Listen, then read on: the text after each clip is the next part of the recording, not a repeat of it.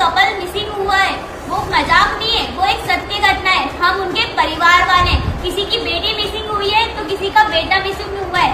हम सभी घबराए हुए हैं, हमको समझ नहीं आ रहा है कि हम क्या करें। बस हमारे एक ही सहयोग करिए, आप हमारे भैया और भाभी को जल्द से जल्द हमारे इंदौर में हमारे घर पहुंचा दीजिए। इंदौर के नवदंपति राजा रघुवंशी एवं सोनम रघुवंशी के साथ में आखिर शिलोंग में हुआ क्या। दोस्तों, अगर आप नए कपल हैं, हनीमून प्लान कर रहे हैं, तो आपको राजा और सोनम के साथ हुए इस भयानक हादसे के बारे में आपको जानना जरूरी है। क्योंकि दोस्तों, राजा रघुवंशी के साथ में जो कुछ हुआ, इसकी कल्पना ना तो उनके परिवार ने की होगी, ना ही राजा और उनकी पत्नी सोनम ने। लेकिन दोस्तों, अभी भी ये बात का खतरा बना हुआ है कि राजा तो अब इस दुनिया में नहीं है, लेकिन उनकी पत्नी सोनम वो किस तरह की भयावहता से गुजर रही होगी, वो किस हाल में होगी, वो कहाँ होगी।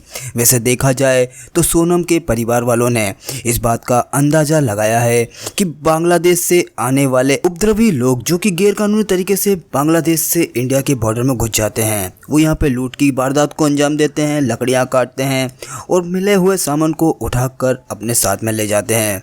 वो कहीं सोनम को पकड़कर अपने साथ बांग्लादेश ना ले गए हों। दोस्तों, आपको अगर जानकारी ना हो तो सोनम और राजा के इस केस को पूरी तरह से वापस से आपके सामने हम एक्सप्लेन कर देते हैं। तो होता कुछ यूं है कि इंदौर के राजा रघुवंशी की शादी सोनम रघुवंशी के साथ में 11 मई को हुई और दोस्तों, ये दोनों कपल ने मिलके 20 मई को हनीमून का प्लान भी किया।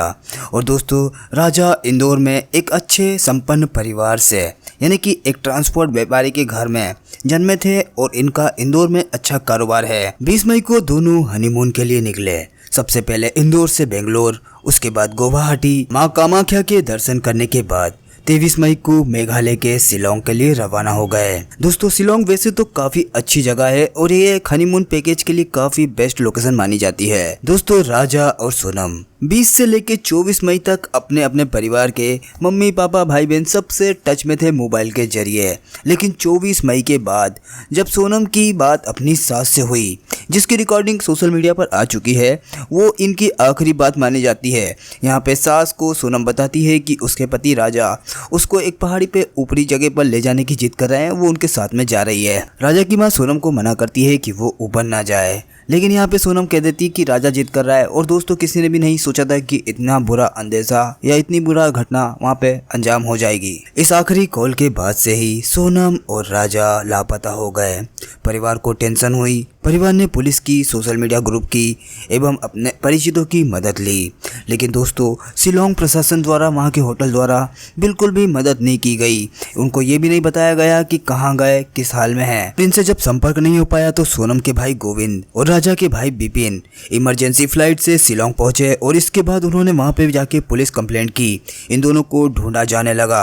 11 दिन बाद पुलिस को राजा की लाश एक गहरी खाई में मिली। हाथ में बने टैटू पर लिखा नाम राजा और उसकी घड़ी से उसकी पहचान की गई। लाश की कंडीशन बहुत ही ज्यादा खराब थी। राजा के भाई ने बताया कि मेरा भाई ब्रेसलेट, गोल्ड चेन और महंगा मोबाइल लेकर चलता था, लेकिन यहाँ पर कुछ भी नहीं मिला।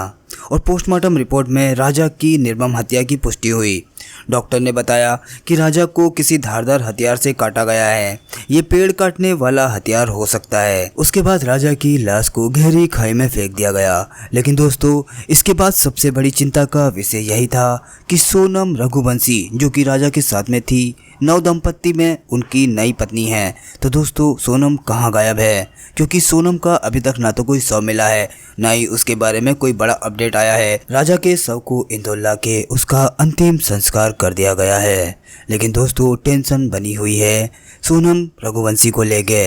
इस वक्त वो किस हाल में होगी, कहाँ होगी, कोई नहीं जानता है। दोस्तों, इस पर आपका क्या कहना है? आप हमको कमेंट में अपनी राय जरूर बताइए।